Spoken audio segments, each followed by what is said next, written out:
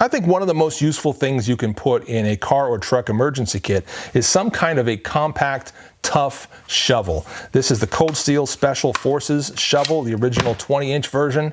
And I have used this a fair bit, and in a number of cases to help other people out or myself out when stuck in some kind of a jam. It's a very versatile tool, sharpened all the way around, nice head on it, and very compact size. But Cold Steel has upped their game by now bringing us the brand new Spetsnaz Trench Shovel. As you can see, it kind of dwarfs the original Special Forces shovel. And in today's video, we're going to test this guy out. We're going to see what we think about it, give you some specs, and tell you a couple of stories. Stick around.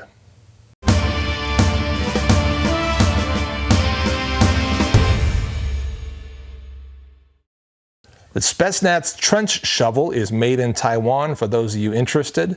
It's also got that hickory handle on it, the carbon steel blade / head on it, and the sharpened edge all the way around that head.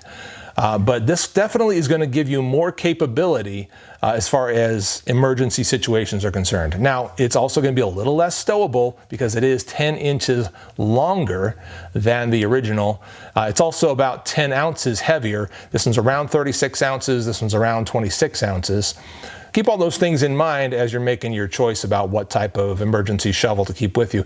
But certainly you're going to get way more capability out of this guy. And we're going to try to demonstrate that here shortly. I've got a little testing partner who's going to join me and demonstrate a couple of little digging scenarios for you. But before we get to any of that stuff, and I'll give you some of the specs here, let's get into just sort of a closer comparison as far as the head shape and the blade overall. You can see that the new trench shovel is considerably longer by, let's measure that actually, about 7.5 inches on this one, it looks like. And if we come down to the ruler on my shop mat, about nine or so inches. Yeah, so just about 1.5 to 2 inches difference as far as the length is concerned. And for those of you curious, let's see if the original sheath goes on it. And I'm going to say no. It's stopping right there, so it's wider. It's both wider than the original and longer. So the original sheath is not going to be compatible with the new trench shovel. And as far as I understand it, Cold Steel has not released a sheath to go with this trench shovel yet. You can only buy it naked like this. So you're going to either need to build your own sheath for this, or just figure out a way to carry it and stow it where it's that sharp edge isn't going to be causing damage to any other gear. So that's kind of what you got there. As far as the handle length, you can see that it's quite a bit longer, a lot longer. In fact, most of the length is given to you in the handle. Most of the extra length is given to you in the handle, which is perfect in my opinion. And you see that it's it tapers down just like this one does, but we've got a much longer shaft of just kind of straight, untapering area to hold on to. So as far as your usage of that, you would hold it down here or up here or wherever, probably 2 hands on it like that. There's a lot of different ways you can use this very effectively, obviously, and we'll demonstrate that shortly. But the main thing is you're just going to get a lot more leverage, a lot more reach with this much longer shovel. Let's get into the story of how I used this guy recently to actually help out some folks.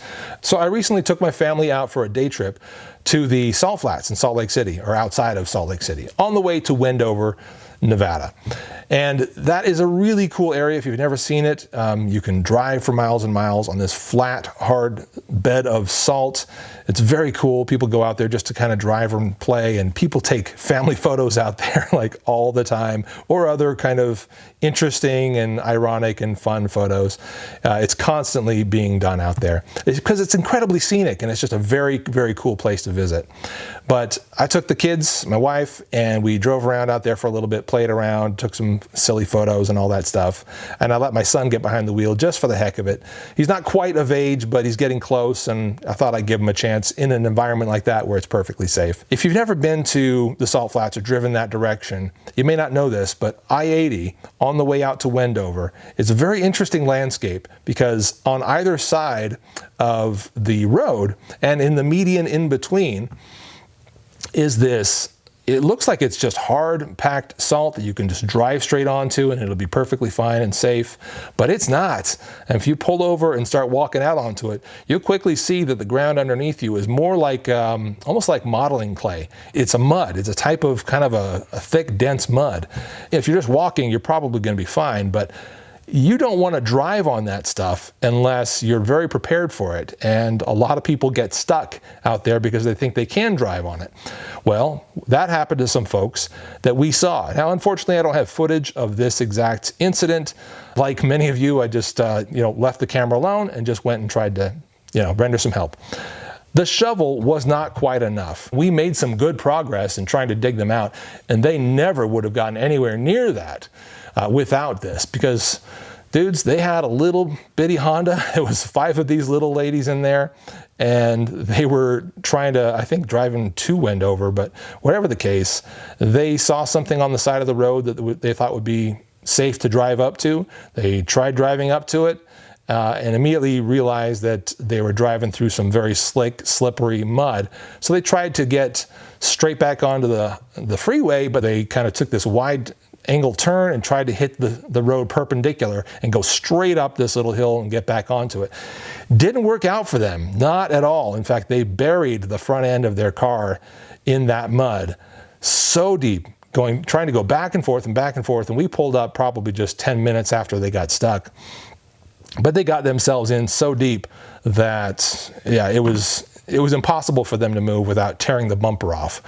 So we got under that and used the shovel as best we could to clear as much of that mud out from under the tires, the bumper, and so forth, to try to, just free this stuck vehicle. Now, we were there for quite a while, over an hour, but we only had the one shovel between us, and we were kind of swapping it back and forth and doing our best with it. Anyhow, we made some progress for sure, but it was way too big of a job for us. And ultimately, that car was just going to need a pull. It was going to need some kind of a tow out of there. We were not equipped to deal with them or help them as well as we would have liked. And that's one of the reasons I was interested in this longer version of the shovel, this trench version of the shovel.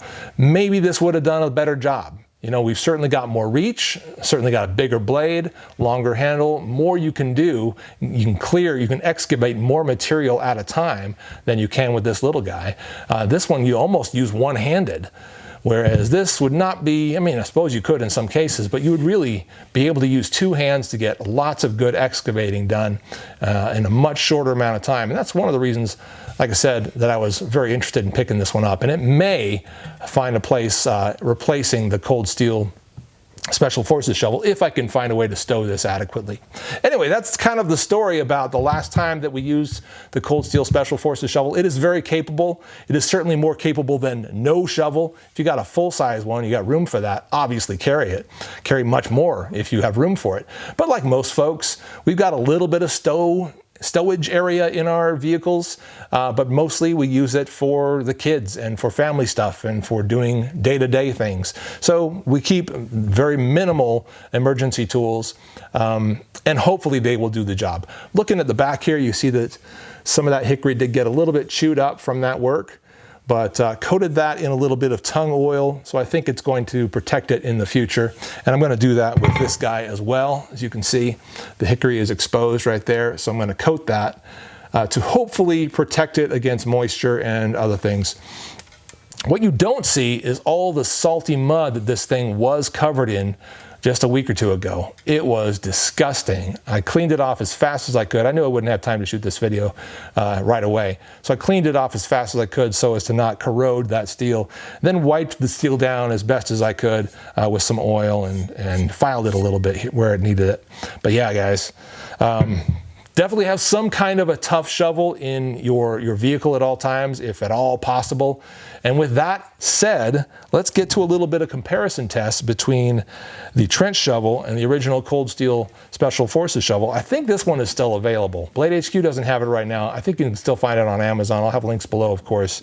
But this guy, I think Blade HQ both has this, and probably Amazon as well. Let's get outside and see how these shovels do, guys.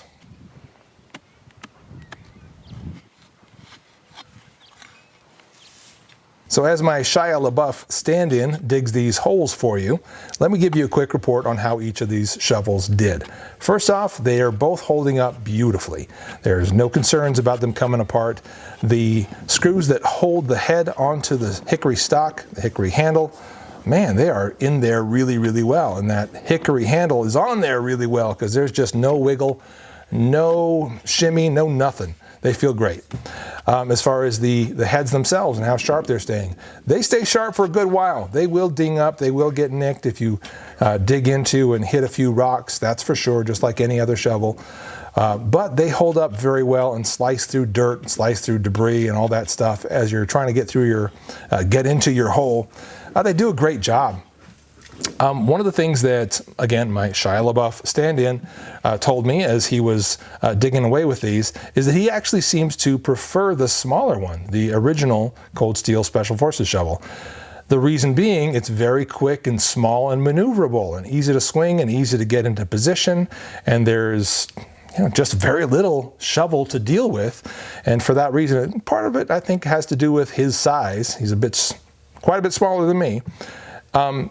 But he said that it's just, much easier to handle in that regard.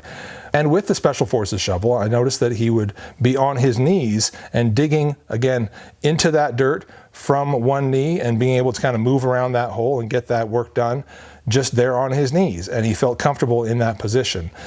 Whereas with the new extended trench shovel, it was sort of an in-betweener, like, do I stand with this? Do I kneel with this? And again, this was definitely related to his height. He's a little over 5 foot, 5'5", maybe 5'6" at this point. And this one, the trench shovel, for him is just a little bit of an in-between size. It's hard to use, not as easy to use, I should say, when he's sort of kneeling with it. But then from standing, it's nowhere near long enough. So he was able to get the work done, but it seemed like for someone his size, the smaller Special Forces shovel did work out a little better for him. It was maybe a little bit more comfortable to use.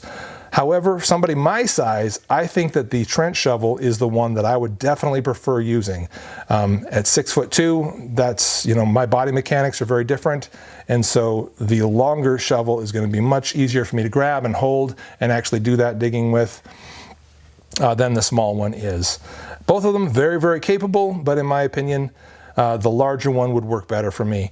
Small one is still no slouch. It's worked really well for many years, and if you come across one, definitely worth picking up. Now, while we were out and about, we couldn't help but take both of these shovels to the backyard throwing stand where I typically throw axes, knives, things like that. Cold Steel kind of touts the original Special Forces shovel as something you can throw because it's sharp on 3 sides in that head there, and it will stick on any one of those 3 sides. Yep, you can throw it. I'm a little bit of a better thrower than my son is, and that's just how it is, but I was able to get it to stick very easily multiple times. He got around to getting it to stick a few times, but it's a fun thrower. It's not designed for that by any means. It's designed to be a shovel, but it can do almost anything else. It can be a chopper, it can be a hatchet, it can be a fun little target throwing novelty. It's a kind of a multi-purpose tool. I love it for that reason. But certainly as an implement that would be used to deter somebody that's trying to hurt you, or maybe something that's trying to hurt you, yeah, it's deadly, it's sharp, it's big and heavy, and you can swing it and do tremendous damage. That's true of any shovel, but I think these, specifically because of the fact that they're sharpened on all sides and they're a very swingable size, it definitely turns them into more than just a tool, but certainly an effective defensive implement. And there you go, guys. There's my comparison between the new Cold Steel Special Forces Trench Shovel and the original Special Forces shovel. This may not be one of the most popular videos. A lot of folks aren't really looking for shovels these days, but I tell you what, the world is pretty weird right now, and having some good emergency tools is definitely something that you want to consider, and a good shovel for your vehicle, for your home, something you definitely want to have. And I like these shovels. I think they work very, very well. I'm Lay Boy Scout. Thank you all for watching. We'll see you next time.